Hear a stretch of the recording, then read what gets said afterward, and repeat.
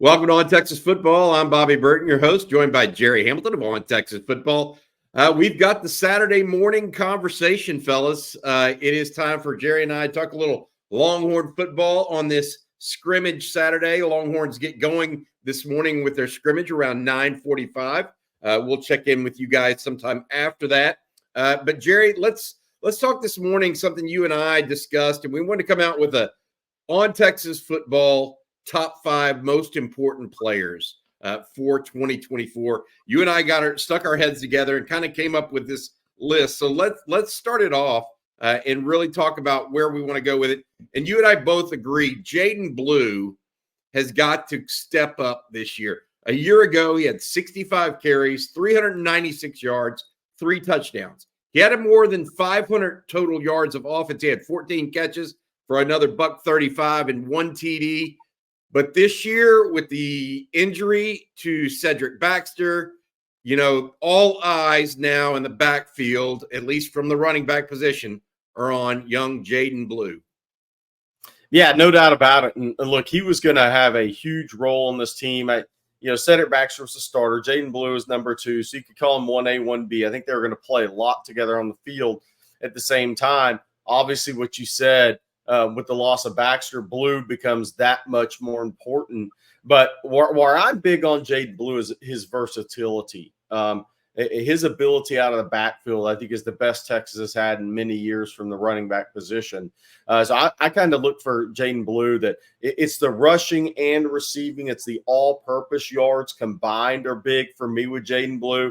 Effective runner, tremendous space player, but that pass-catching ability to really help maximize Steve Sarkisian's offense is key for me. I mean, when you look at Jaden Blue, if he pulled off, and I'm talking 12 games regular season, if he pulled off between 1,500 all-purpose yards, however that mixes in, 900 rushing, 500 receiving, 850 rushing, 550 receiving, if he put together a season like that, I think that means the Longhorns have had a really good year on the field.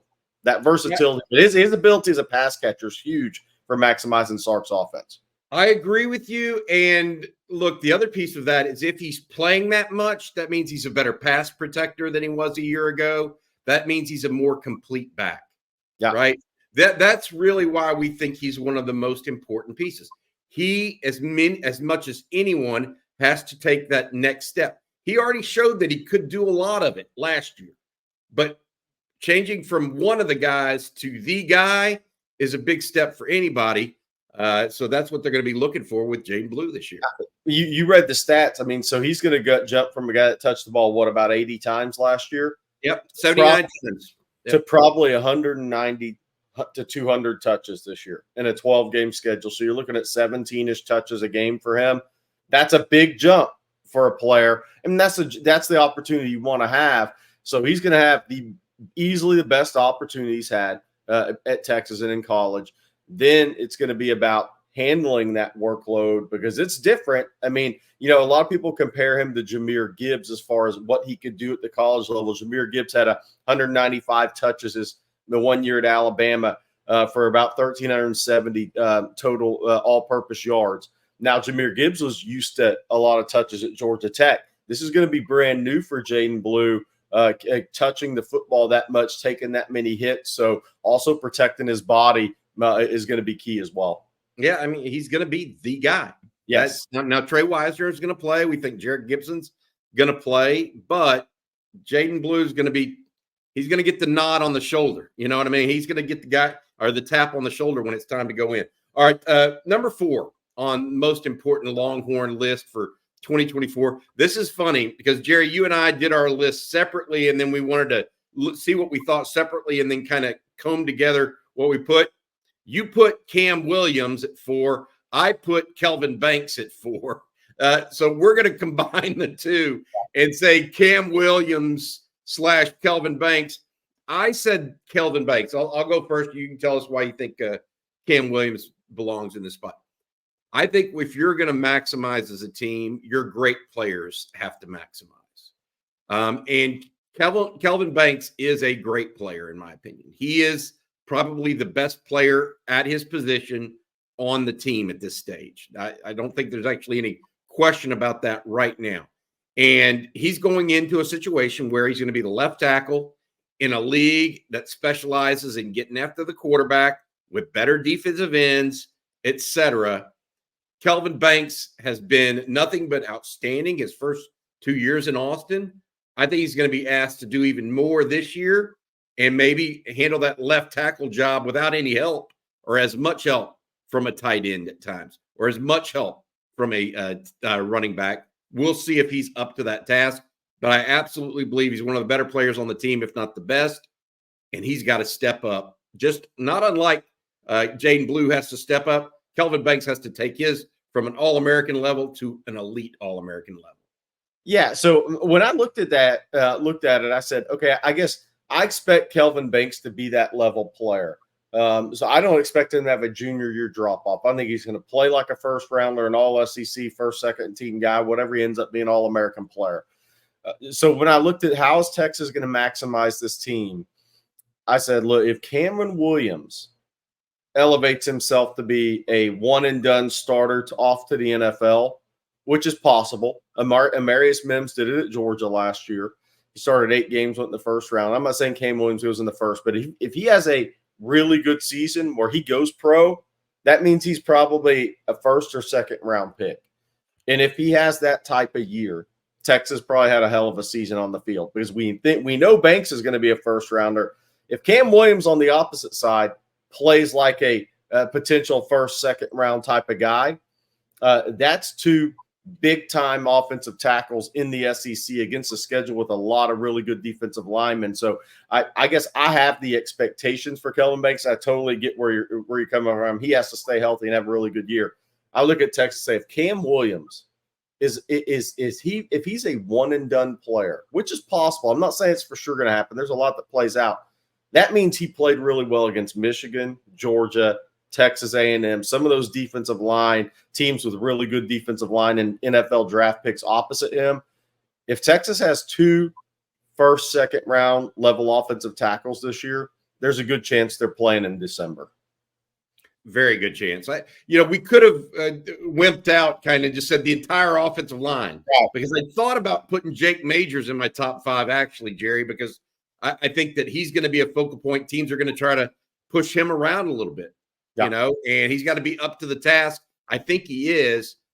So I'm kind of counting on that. But a left tackle and a right tackle, to your point, reason why we put them number 4. All right. Before we go on to number 3, I want to say, please say thank you to our sponsor, Laura Baker, over at the Andy Allen team. Reach out to her at Laura at the Andy Allen team, 512-784-0505. She has an open house today. From 12 o'clock to 2 on Saturday over at 6,000 Maurice Trail. That's 6,000 Maurice Trail in the Austin area, 12 to 2 o'clock today. Laura Baker, 512-784-0505. All right, Jerry, now we get over to the defensive side of the football. We talked about this, and we decided to go with number 3, the human wrecking machine, Anthony Hill. The disruptor at linebacker, big-time player for the Longhorns as a freshman, really made some big plays. And then this year he's stepping into more of a leadership role, possibly calling the defense with helmet communication at times as well. What are your thoughts on Anthony Hill and why we put him at number 3? Yeah, so year 1 to year 2 for me is when guys make their biggest jump in college football. And we saw it with Quinn last year. We've seen it with other players. But Anthony Hill is going to be a better player year 2 than year 1. I don't think there's any doubt. 66 tackles, 8 for loss, 5 sacks. Tremendous freshman year, freshman All-American. If he makes that big jump, and he looks like a future first, second round pick this year, 1 year to play, 3-and-out player, which he should be, and he looks like an all-SEC linebacker this season, again, that means Texas has had a really good year because Anthony Hill is a game changer at linebacker. And there aren't a lot of guys that are truly game changers at linebacker, but he has that ability. And what I think is going to give him the ability to have an even bigger season is the edge players around him. I think Texas is going to be able to use him in some different ways in blitz packages, let him play with that freedom. He's learning the linebacker position in terms of playing backwards, not just playing forwards. So he's going to have a big year. And by the way, outside of quarterback, you argue Jaden Blue because Cedric Baxter's injury. He's the most important guy to keep healthy this year.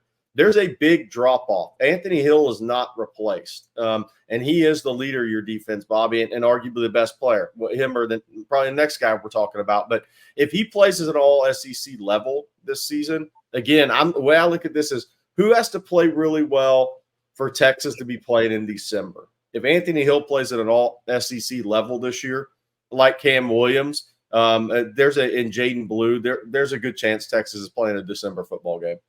Well, here's my question to you. It's more about expectations, right? A year ago, Jalen Ford had 101 tackles. As a junior, he had 119, right? Where do you expect Anthony Hill to be this year in that number? Because he should be theoretically the Horns' leading tackler this year, right? Yeah, I think if he's around 100, 105, I think that's a good number for him. But I want to see 12 tackles for loss, 7 sacks. I want to see those numbers go up as much as the just raw tackle numbers go up. More plays in the backfield. The key for me with Texas is putting teams behind down and distance more often this year, changing the quarterbacks, changing the offensive coordinator, change the way they call plays, having more effect going into a game. A quarterback and the opponent you play knows that Texas is going to bring the heat. They have multiple guys that can play in your backfield. They can get you behind the chains and really change the way teams scheme against Texas. And I think Anthony Hill is going to be huge in that. Well, what you're talking about there, and I agree with it, is he's a disruptor. But there's a compounding factor. Right, when you get tackles for loss, sacks, that sort of thing. And that's exactly, I think, why we put Trey Moore number 2. Right. The transfer from UTSA is our number 2 pick. 14 and a half sacks a year ago for UTSA. We have heard nothing but positive things out of him this fall camp, really coming on. And, listening to Kelvin Banks talk about Trey Moore in practice, Kelvin Banks is pretty impressed by young Trey Moore. I think, or I should even say young. He's actually older than Kelvin Banks. But my point being that there's already a level of respect there from the best player on the team that tells you what he could mean to this Texas defense and overall, if he's able to even get 2/3 of that sack number, 9-10 sacks instead of 14 and a half. That would be a big number, and the first time I think since Charles Omenihu had 10+ sacks for Texas, or 9+ or whatever it was. So it's been a while since Texas really had that, and that will lead not only to putting teams behind the down and distance marker, Jerry, although it'll also lead to turnovers. Yes, I mean, he has the opportunity to be not just an important piece of the defense, but have an impact on the entire team if he's as good as we think he might be as a pass rusher. Yeah, and by the way, I want to say it's not just us hearing it. It's the people that cover the NFL draft as well are hearing the same thing coming out of Austin. It's a pretty consistent thing at this point. The one thing about Trey Moore, too, is in the spring, Steve Sarkisian was talking about him on a level of team captain. That's very rare for a portal guy to be considered that level. So he's got the total package in terms of the leadership, the type of guy who could be a captain. But the thing about Trey Moore is his football intelligence is off the charts. He has got a plan. He has a plan. But to your point, Bobby, if we just talk raw ability, if he gives you a 9 or 10 sack season with what you know Sorrell and what you know Ethan Burke will take probably another step as a junior, especially if the knee stays healthy. Not the same step from year 1 to year 2. That's the biggest jump. But Trey Moore, he is going to get to play around other edge players that are more talented than anybody he had at UTSA, obviously. He's going to have a linebacker behind him, Anthony Hill, that's a future high NFL draft pick. He is going to have bigger guys on the interior around him. He has got things that are going to help him create more one-on-one matchups. Last year at UTSA, he was the guy you went after when you played UTSA. This year, there's Matt Miller.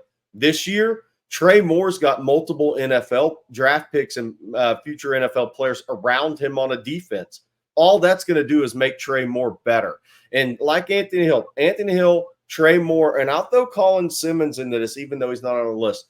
3 guys that when teams prepare for Texas, they say, that's a different looking team than last year on video. These guys can affect our quarterback and affect our timing earlier, quicker, more often, and throughout a game. That's a game changer for Texas defensively. Here's that quote you're talking about when you said guys from the NFL are hearing about it. Matt Miller, who works for ESPN, we've had him on the show before. Yeah, he covers the NFL draft, says hearing very good things about Texas pass rusher Trey Moore, who transferred in from UTSA. Expectations in Austin are double-digit sacks. Have heard they think he's a potential first or second round draft pick. Early word, he's wowed this staff that saw 2 top 50 picks a year ago off of the defensive line. That's big. One of the things that I found very interesting, Jerry, that Kelvin Banks said on Thursday afternoon, he talked about how Trey Moore is benching 400 plus pounds right now. I can tell you, I went and saw him. He doesn't look like it, right? I did too. He did not look like he could bench 400 pounds. It looked more like he was a 350 bench presser that just got away with that athleticism, maybe. 400 pounds on that frame. I mean, he's a strong dude now. That means a smart player that has twitch and understands leverage. I mean, you want to talk about speed to power or power to speed or having the ability to do it all with leverage and getting up under. He's tough because offensive linemen have to almost at times bend at the waist to get a good clear hit on him. And that's what you want if you're a defensive end, an edge player coming off the edge. You want those guys to have to break the good technical, and maybe go to the bad technical, and maybe have to bend the waist because you can play so much lower than a 6'7" offensive tackle can. So he's got some real leverage advantages. And because he's so strong and quick combination, that gives him a chance to, Bobby, remember we watched the big high school offensive lineman, and sometimes if there's a smaller, quicker guy, it's really tough for them to block that guy because those guys are playing at their belly button at times. Trey Moore's going to have that opportunity this year.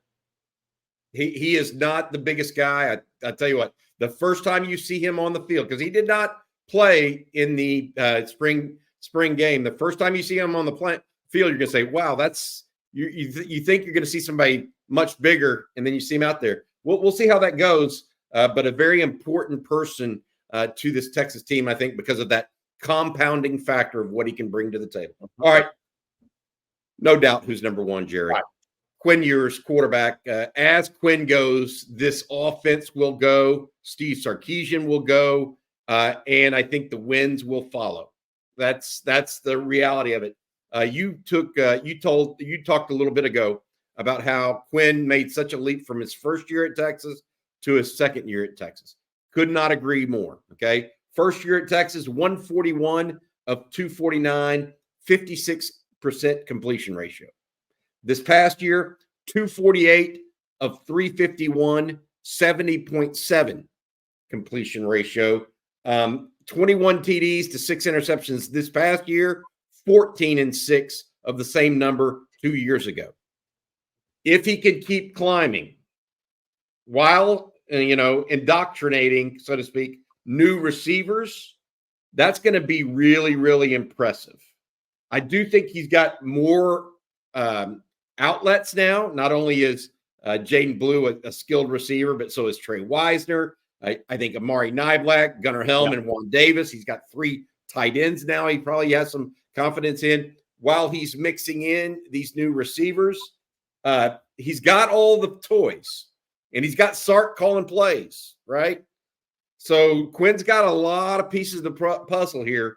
If he can amp that up to 72, 73% completion ratio, and it be a more quarterback-driven offense, what we think of right now because of the loss of Cedric Baxter in the preseason, there's no doubt in my mind. You talk about guys that are important to get to December and January in the playoffs, Quinn Ewers is the one guy that holds the key to that as much or more than anybody else on this team. No, yeah, 100%. If he plays to first-round pick level, again, Texas is going to have a really good season on the field. I don't think there's any doubt about that. The key things for me with Quinn is red zone. I expect him to be better in year 3, more comfortable. And I think him and Sark being fully on the same page are going to help with that. I mean, it's a process in Sark's system. Not they weren't on the same page. That may have been the wrong term, but Quinn maybe didn't see it all the same way Sark did. But year 3, they're seeing things so similar. That growth in year 3 for Quinn after year 2. So it was better from year 1 to year 2 to year 3. I think I've heard it's just a lot better in terms of what Sark's seeing, Quinn's seeing, and they're all on the same page. So I think that's huge. And I think, look, a few more made plays in the pocket. But I think 27 sacks was the number last year. I think it's going to be tough to maybe get under that number. But if that number holds about the same, 27 sacks, and I say that because Texas they're playing a better schedule this year of talent on defense. But if that number sticks about where it was, I think that means Quinn's making a few more plays in the pocket to get the ball out of his hand instead of getting sacked. And I think that's big for him. Red zone. And I think getting the ball out a little bit more. I think it's going to be hard to cut sacks down to like 20 or 22 just because you're playing such a good defensive line talent in the Michigan game and in the SEC. But look, the other thing with Quinn is I think he's so much more comfortable in his skin as a player at Texas this year. And I think that matters. I really do. I think, just having everything in your life slow down. He hit in the NIL era. He was one of the first guys. So you have a lot thrown at you, so much more than you ever thought you would. I think this year, Quinn is much more comfortable in his own skin, much more comfortable being the quarterback at Texas. And he's looking at his last year in Austin is just relaxing and having fun. They got to the playoff last year. You want to get back. You want to make a run of the title. But I do think he is a more comfortable player this year, and I think that's going to help him elevate his game, maybe more so than just more games started, more throws in the system. I think just being comfortable in his skin is huge at being a quarterback at Texas. Yeah, third year is going to matter. I think that's definitely a piece of it. One of the things that I was very interested in, I do the lunch with the coach with Brian Irwin. And in our postscript to last season, one of the things he thought as a former quarterback coach himself and offense coordinator and head coach in high school, he said that Quinn needed to work on his escape routes in the pocket. Like he needed to feel the pocket better because he was getting self-sacked too many times, running into trouble. Yeah. And I was very interested to hear when I talked to Quinn and we met with him for media availability, and I asked him about what he tried to work on this past spring and summer. He mentioned that. And he talked about it being muscle memory about where to escape in the pocket and where things should be and to do it that way. So to your point about sacks and whether or not he's going to nip that number in the bud or at least keep it to the same level, even with increased pressure coming from better defenses as they move to the SEC, I think you got it all right. I mean, that's one of the things he has to improve on. And then while doing that, he needs to get these receivers up to speed. Yeah. That's going to be a big piece of why he's so important to this offense, because it's going to be on him to get these receivers going.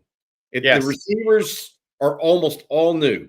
It takes a quarterback to get those guys in rhythm, in sync, develop a rapport, etc. Because it can't just be about who's open. They got to develop a rapport. Yes, they do. And by the way, he was tremendous in fourth quarters of games last year. So yes, he was. Yeah. If he improves out of the gate a little bit in the first quarters, that's going to be key to what you're talking about, Bobby, as these receivers outside of DeAndre Moore and John Taker a year in the system, but they don't have a lot of field experience yet on Saturdays. Keeping everybody on the same page early, having the trust in those guys, continue to develop the rapport in games, seeing who he can depend on, But early in the season, it's going to be, I think, a little more on him than midway through the season after he gets accustomed to these guys. These new guys get accustomed to the system, playing in games for Steve Sarkisian. So I think Quinn, especially when you look early in the year at the Michigan game, I think getting off to a really good start is going to be key for Quinn. All right, Jerry, those are the top 5. We had some honorable mentions that we talked about and kind of toyed with. I mentioned Jake Majors as one of those guys for me. Did you have one or two that you wanted to mention in addition?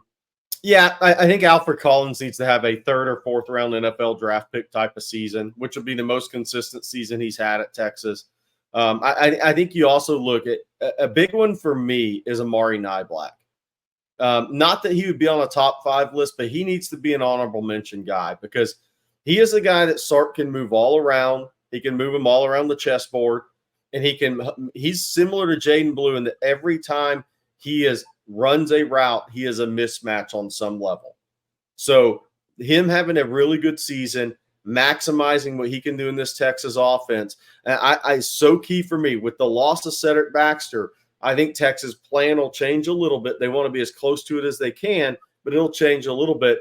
But the guys around Quinn also have to have really good seasons that aren't the wide receivers. That's Niblack. That's Jaden Blue out of the backfield. That's even a Trey Wisner out of backfield. So I have Alfred Collins and I have Niblack because I think Niblack can be a real difference maker.